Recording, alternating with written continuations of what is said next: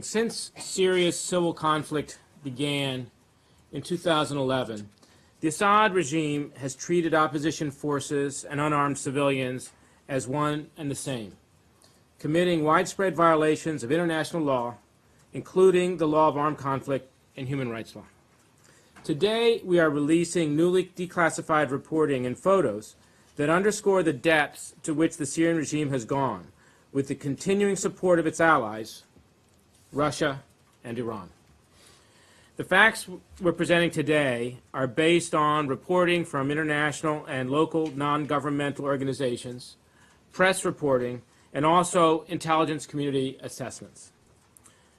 The continued brutality of the Assad regime, including his use of chemical weapons, presents a clear threat to regional stability and security, as well as to the national security interests of the United States and our allies. According to the United Nations and credible human rights organizations, the Syrian civil wars claimed more than 400,000 lives, many of which were civilians. The Assad regime's actions include well-documented airstrikes and artillery strikes, chemical weapons attacks, arbitrary arrests, extrajudicial killings, starvation, sexual violence, and denial of essential services such as food, water, and medical care to the civilian population.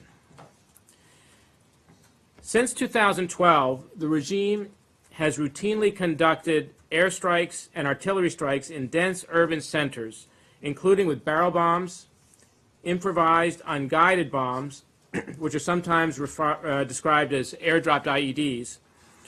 The Assad regime systematically targeted eastern Aleppo's hospitals in multiple strikes, killing patients and medical professionals. Excuse me. In addition to airstrikes, the regime continues to systematically abduct and torture civilian detainees, often beating, electrocuting, and raping these victims. A former regime photo documentarian working under the name Caesar has shared more than 10,000 photos of Assad's victims with the international community. According to numerous NGOs, the regime has abducted and detained between 65,000 and 117,000 people between 2011 and 2015. Moreover, the regime has also authorized the extrajudicial killings of thousands of detainees using mass hangings at the Sednaya military prison. Sednaya is a 45-minute drive outside of Damascus and is one of Syria's largest and most secure prison complexes. Sednaya is but one of many detention facilities where prisoners are being held and abused.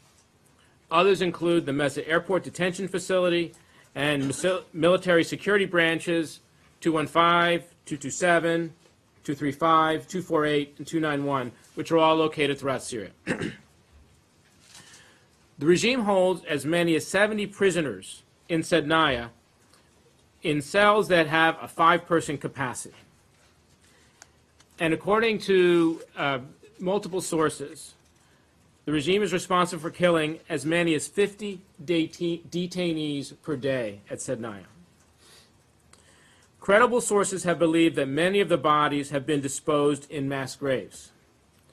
We now believe that the Syrian regime has installed a crematorium in the Sednaya prison complex, which could dispose of detainees' remains with little evidence. Beginning in 2013, the Syrian regime modified a building within the Sednaya complex to support what we believe is a crematorium, as shown in the photos that we've distributed to you. Although the regime's many atrocities are well documented, we believe that the building of a crematorium is an effort to cover up the extent of mass murders taking place in Sednaya prison. The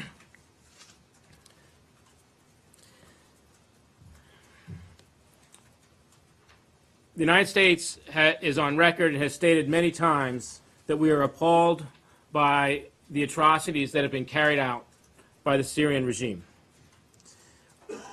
And these atrocities have been carried out seemingly with the unconditional support from Russia and Iran.